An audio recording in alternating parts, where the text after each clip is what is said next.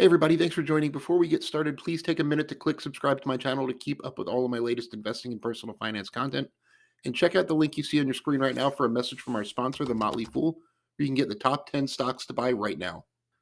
So I own 48 different stocks in my portfolio, and I like all of them for one reason or another as long term investments. But there are some that I have a lot more faith in than others, especially from a risk reward perspective. Like, which ones am I the most confident that will be worth a whole lot more in 10, 15, 20 years than they are today?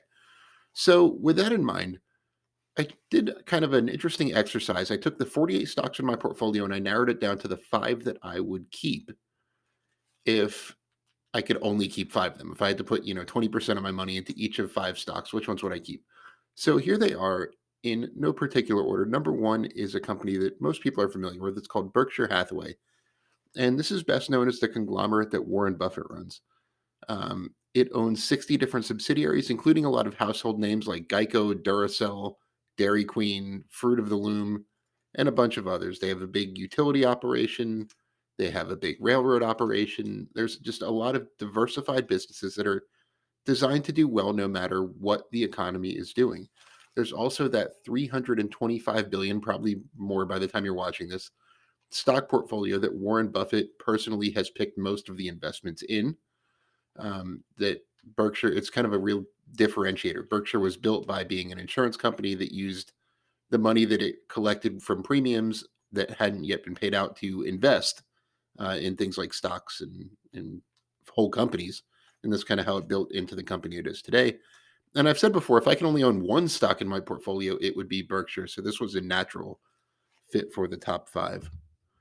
Number two is Bank of America. Ticker symbol is BAC. Bank of America is one of the largest banks in the United States. It has the top retail deposit market share. It also has investment banking operations that are very big. The management is fantastic.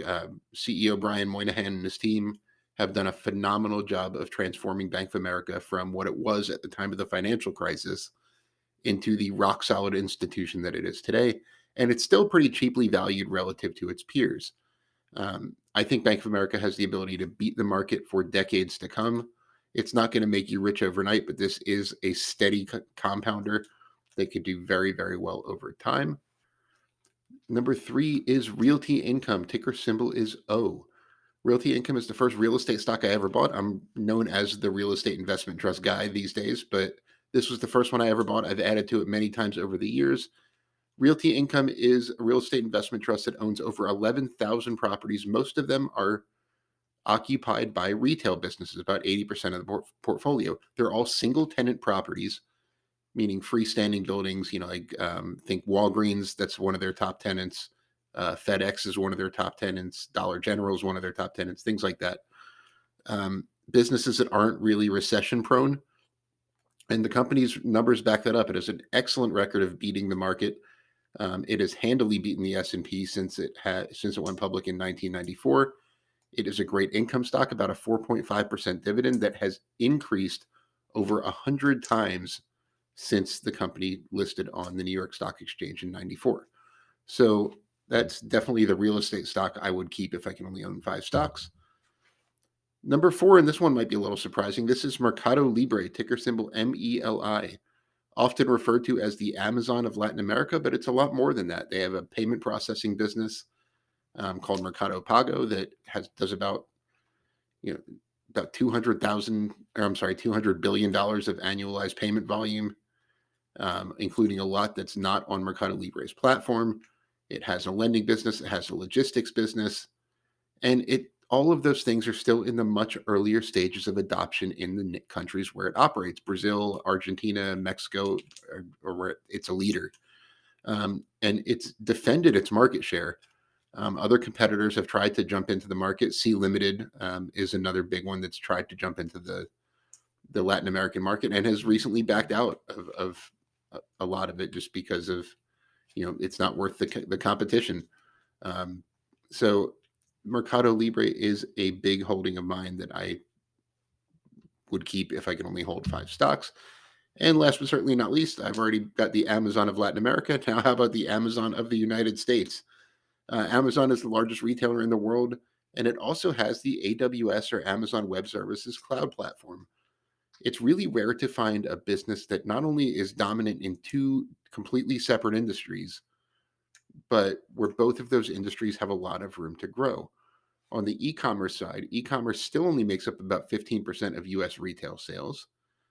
So that market just has a lot of growth potential, and that's been steadily rising for 20 years now. And on the AWS side, the cloud infrastructure market's expected to roughly quadruple by 2030. It's a very, very quick, fast growing industry. And even if Amazon just maintains its market share on both sides, there's a lot of room to grow. And that's not including the potential for things like healthcare and brick and mortar retail. Amazon owns Whole Foods, for example. So there's a lot of optionality in the business.